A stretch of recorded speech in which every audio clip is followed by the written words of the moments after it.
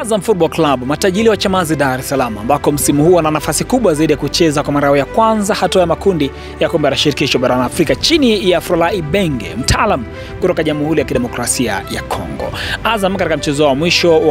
mchezo wa hatua ya kwanza watacheza dhidi ya KMK ya Zanzibar na wana nafasi kubwa zaidi ya kuenda hatua ya makundi wakishinda michezo yote kwa ujumla wake. Lakini sasa yako maoni mengi na mtizamo mwingi zaidi kuhusiana na namna ambavyo timu hiyo imetengenezwa. Kocha Ibenge aliwapokea wachezaji takriban 9 kutoka timu ya taifa baada ya kumalizika kwa michuano ile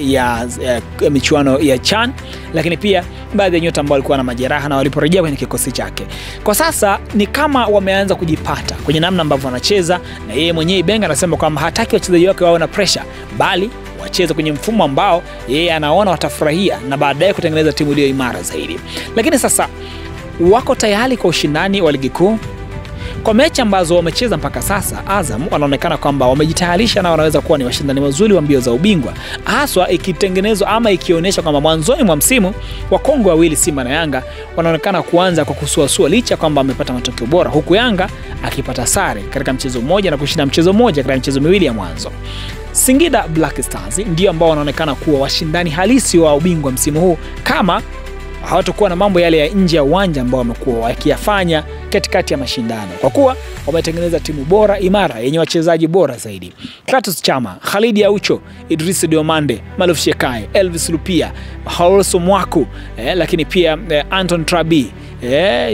Chuku Morris na wachezaji wengine wengi ambao wanaonekana kuwa ni kikosi bora zaidi ambacho kinaundwa cha Singida Black Stars msimu huu chini ya kocha Miguel Gamondi. Katika michezo yao miwili wakishinda yote ya ligi kuu,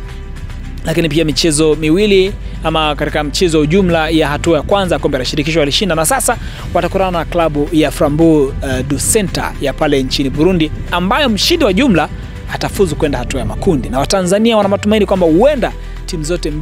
zote mbili ama timu zote 4 za Tanzania zikafuzu kucheza hatua hiyo ya michuano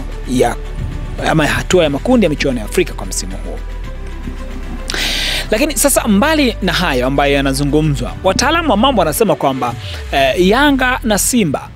kwa mwenendo ambao wameuanza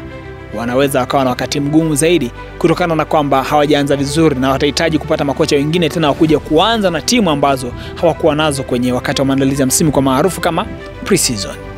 Miguel Gamondi ni miongoni mwa makocha ambao wanafanya vizuri sana na Singida kwa hivi sasa, lakini pia amekufanya vizuri na Yanga akipeleka hatua ya nusu finali kwa mara ya kwanza ya ligi, hatua ya robo finali kwa mara ya kwanza ya ligi ya mabingwa barani Afrika, na pengine akayafanya Singida pia kufanya vizuri zaidi ambako